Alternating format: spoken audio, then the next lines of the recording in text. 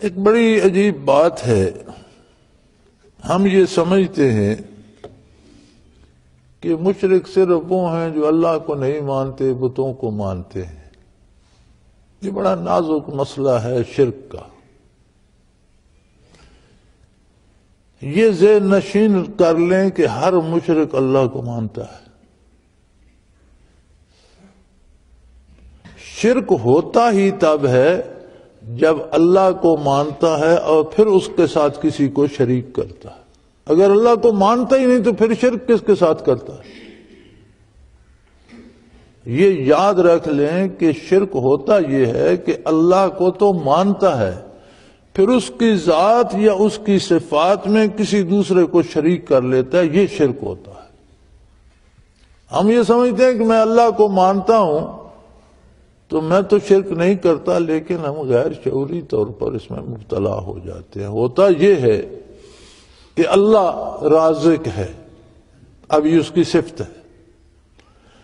اب کوئی بندہ گناہ کر کے، چوری کر کے، رشوت لے کر رزق حاصل کرنا چاہتا ہے تو جو ظلم، رشوت لینا یا چوری کرنا یا ڈاکہ کرنا جو گناہ ہے وہ تو ہے، اس میں شرک بھی ہے۔ وہ سمجھتا ہے کہ میں خود رزق پیدا کر سکتا ہوں، اللہ نے دے۔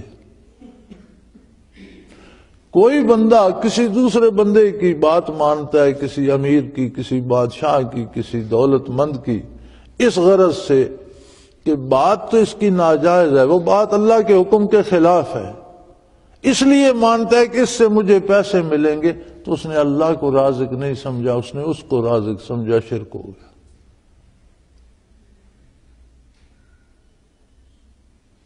جو لوگ واضح شرک کرتے ہیں اسے کہتے ہیں شرک خفی، اور یہ اندر سے بڑی مشکل سے نکلتا ہے۔ آدمی بڑا کمزور ہے، بات بات پر سہارے ڈھونڈتا ہے، اور اللہ کے بھروسے پہ رہنا اسے بڑا مشکل نظر آتا ہے۔ مشکل ہے بھی۔ دیکھو عہد نبوی میں تو نبی کریم صلی اللہ علیہ وسلم کی ذات ستودہ صفات تھی، جسے آپ کی نظر نصیب ہو گئی اسے نور ایمان بھی نصیب ہو گیا، سارے یقین حاصل ہو گئے، ساری کیفیات حاصل ہو گئی، اس لیے کہ ثم تلین جلودہم وقلوبہم الی ذکر اللہ، اس کے تو ہر سل وجود کا ذاکر ہو گیا، اللہ اللہ اس کے انگ انگ میں سما گئی، اس کی نظروں میں، اس کے دل میں، اس کے خیالات میں، اس کے ذہن میں، اس کے اوہام میں، اس کے وجود کے ہر سل میں 10 کھرب سل ہوتے ہیں ایک بندے کے وجود میں، ہر سل اللہ اللہ کر اٹھا، اس نے تو اللہ کو مان لیا۔ صحابہ سے برکات ہوئی، تابعین، تبع تابعین، یہ تو حضور نے فرمایا خیر القرون، ہر زمانے سے بہتر زمانے ہیں یہ 3 زمانے۔ کیوں بہتر ہیں؟ کیا اس دولت عام تھی؟ کیا لوگ بہت زیادہ خوشحال تھے؟ نہیں، اس لیے بہتر ہیں کہ نور ایمان عام تھا، ہر بندے میں قوت یقین تھی، کمی ہوتی گئی۔ اب اللہ کو بندہ کیسے مانے؟ نہ اسے دیکھ سکتا ہے، نہ محسوس کر سکتا ہے، نہ اس کی کوئی مثل ہے، نہ مثال ہے، تو کیسے بندہ کیسے مانے؟ قرآن کریم نے اس کا جواب وہی دیا ہے جو برکات نبوت ہیں۔ قرآن میں کم و بیش براہ راست، غالباً اگر میں بھول نہیں رہا تو براہ راست 36 دفعہ حکم ہے ذکر الہی کا، اور بالواسطہ شامل کیا جائے تو بلا واسطہ اور بالواسطہ ملا کر کم از کم 800 بار حکم دیا گیا ہے ذکر کا۔ ایک حکم ایک بار کافی ہے، ایک حکم کو 800 بار کیوں دہرایا گیا؟ قرآن تو مختصر ترین بات ارشاد فرماتا ہے، چھوٹے جملے میں دریا بہا دیتا ہے بات علوم کے، تو ایک حکم کو کیوں، اور پھر اسے کثیر، اور پھر اسے الدوام، اور صبح و شام، اور ہمیشہ کھڑے بیٹھے لیٹے پتہ نہیں کتنی دفعہ ہر حال میں ذکر کرو؟ اس کی وجہ یہ ہے کہ بندے کے پاس معرفت الہی کا ذریعہ صرف ذکر الہی ہے۔ قلب ذاکر ہو جائے گا، لطائف ذاکر ہوں گے، وجود ذاکر ہو جائے گا، اجزائے بدن ذاکر ہوں گے، دماغ ذاکر ہوگا، نگاہ ذاکر ہوگی، زبان ذاکر ہوگی، تو یقین بھی ذاکر ہو جائے گا اللہ کے ہونے کا، اس کے رازق ہونے کا، اس کے مالک ہونے کا، اس کے ہر چیز پہ قادر ہونے کا، اس کے حساب ہر بات کا یقین آتا چلا جائے گا۔ اس کے بغیر انسان کے پاس کوئی دوسرا راستہ نہیں، اور جنہیں یہ چیز نصیب ہوئی انہیں دنیا نہیں جھکا سکی، ان کے سر کٹ گئے، جھکے نہیں، اور جنہیں یہ نصیب نہیں وہ در در پہ جھکتے بکتے رہتے ہیں، اور چند سکوں کے عوض تھوڑے صرف باتوں پہ بک جاتے ہیں، ایمان بیچ بیٹھتے ہیں، ملتا کچھ بھی نہیں۔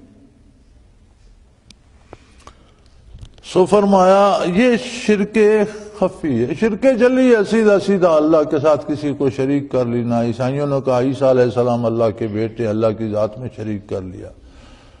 یہودیوں نے کہا عزیر ابن اللہ، عزیر علیہ السلام اللہ کے بیٹے ہیں، اللہ کی ذات میں شریک کر لیا۔ ہندوؤں، سکھوں، جین مت والوں نے، بدھوں نے بت بنا لیے اور ان میں خدائی اوصاف مان لی، اللہ کی صفتیں ان میں مان لی، اور بزرگوں کے اپنے بڑوں کے بت بنا لیے، انہیں پوجنا شروع کر دیا۔ یہ سارے بت پرست بھی، یہ سارے عیسائی یہودی بھی، سارے مشرکین اللہ کو مانتے ہیں، کچھ اس کی ذات میں شرک کر لیتے ہیں، باقی اس کی صفات میں کسی کو شریک کر لیتے ہیں۔ خالص توحید یہ ہے کہ نہ اللہ کی ذات میں کسی کو شریک کرے، نہ اس کے کسی وصف میں کسی کو شریک کرے۔ اللہ اللہ ہے، بے مثل بے مثال ہے، واحد و لا شریک ہے، بلکہ واحد بھی نہیں، اللہ قل ہو واللہ احد، وہ احد ہے۔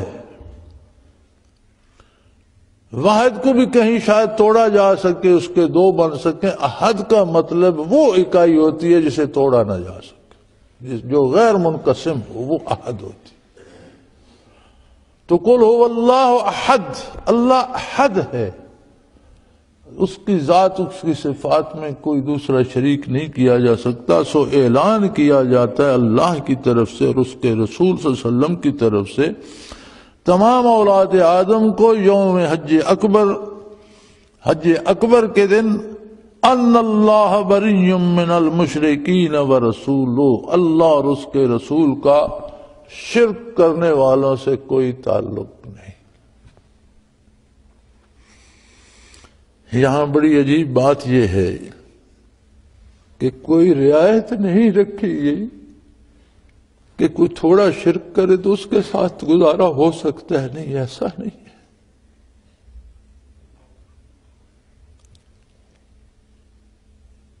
کہیں یہ گنجائش ہوتی نا کہ بھول کر بے دھیانی سے کوئی تھوڑا بہت شرک کر لے تو گزارا ہو جائے گا، نہیں۔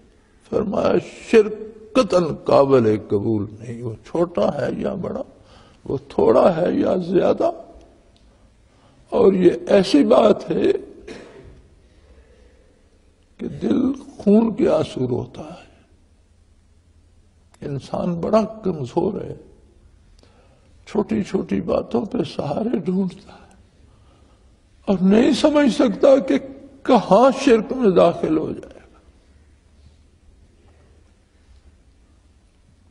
اور اگر قدم شرک کی حد کے اندر پڑ گیا تو اللہ و اللہ کے رسول کی طرف سے فارغ۔ یہ معمولی بات نہیں ہے، بہت سخت بات۔ انسان کے اندر سے غیر اللہ کے آسرے نکل جائے، صرف اللہ پہ امید رہ جائے، یہی تو اسلام ہے، یہی تو دین ہے، اور اسی کی طرف حضور اکرم صلی اللہ علیہ وسلم نے دعوت دی ہے۔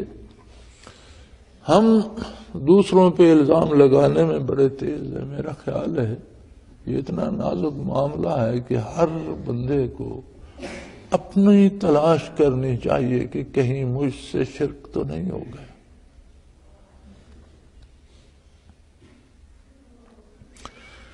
بڑے عجیب لوگ سے صحابہ کرام رضوان اللہ علیہ وسلم، حق ادا کر دیا انہوں نے، محبت کا، عشق کا، اطاعت کا۔ ایک صحابی نے عرض کی، یا رسول اللہ مجھے آپ قبول فرمائے، اللہ آخرت میں جنت میں آپ کی خدمت میں رہنے کا موقع دے، آپ کی رفاقت نصیب۔ حضور نے فرمایا اچھا پھر ایک کام کرنا، دیکھو صحابی رسول ہے، صحابی بہت بڑی عظمت ہے، بہت بڑی عظمت، اتنی بڑی کہ ہم سوچ نہیں سکتے۔ ہم تو ہر ولی کی خدمت سعادت سمجھتے ہیں، ان کی قبروں کے پاس بیٹھ کر دعا کرنا سعادت سمجھتے ہیں کہ یہاں انوارات ہوتے ہیں، برکات ہوتی ہیں۔ اگر ساری دنیا کی ساری مخلوق ولی ہو جائے، سب کی ولایت جمع کی جائے، صحابی کی گرد پاک کو نہیں پہنچتی۔ صحابیت اتنا بلند مرتبہ۔ جب انہوں نے عرض کی تو حضور نے فرمایا اچھا کسی سے کچھ مانگنا نہیں، پھر اب جو زندگی باقی ہے کسی سے کچھ نہ مانگنا، سوال نہ کرنا۔ جا رہے تھے حج پر، غالباً مکہ مکرمہ جا رہے تھے، اونٹ پر بیٹھے تھے تو ہاتھ سے وہ جو لانے کے لیے کوڑا یا چابک یا لاٹھی جو پاس تھی وہ گر گئی۔ ساتھ لوگ سوار بھی تھے، پیدل بھی تھے، تو آپ نے اونٹ کو بٹھایا، نیچے اترے، وہ اپنی چھڑی اٹھائی، پھر اونٹ پر بیٹھے تو کسی نے عرض کی حضور آپ حکم دیتے ہم اٹھا کر پکڑا دیتے، آپ نے اتنا تکلف کیا۔ فرمایا مجھے حضور نے منع فرمایا تھا کسی سے کچھ مانگنا، سوال نہ کرنا۔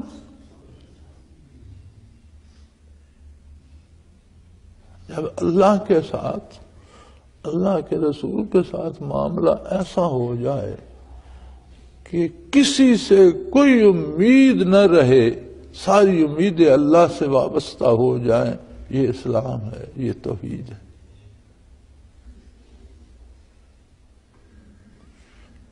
اور بڑا سخت مقام ہے یہ کہ ان اللہ وَأَذَانٌ مِّنَ اللَّهِ، اعلان کیا جاتا ہے اللہ کی طرف سے اور اللہ کے رسول صلی اللہ علیہ وسلم کی طرف سے تمام لوگوں کی طرف، قیامت تک کے لوگوں کی طرف، حج اکبر کے دن، یوم الحج الاکبر، ان اللہ بری من المشرکین ورسولہ، اللہ اور اس کا رسول شرک کرنے والوں سے بری ہیں، ان کا کوئی تعلق اس سے نہیں۔